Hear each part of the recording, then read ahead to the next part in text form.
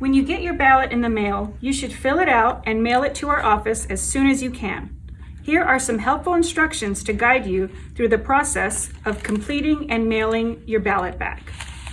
In your envelope, you will find some instructions, your ballot, the ballot secrecy sleeve, and the return envelope.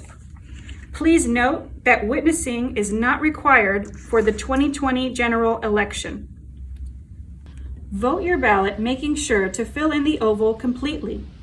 After double checking your ballot,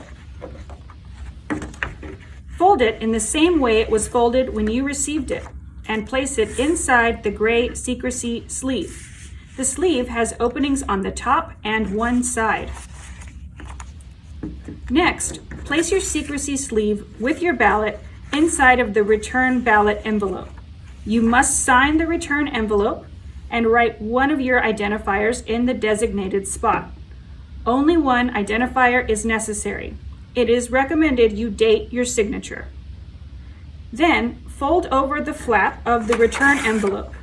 This covers up your signature and identifier.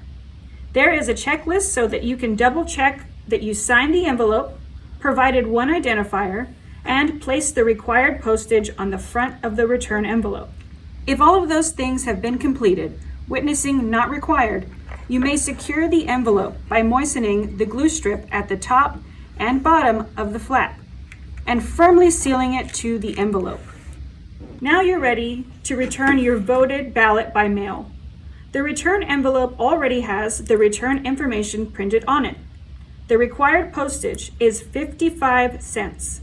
Your ballot must be postmarked on or before Election Day, November 3rd, 2020.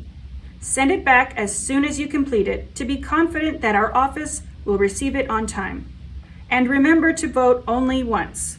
It is illegal to vote twice, and the crime of voter misconduct is a Class C felony offense. Thanks for watching.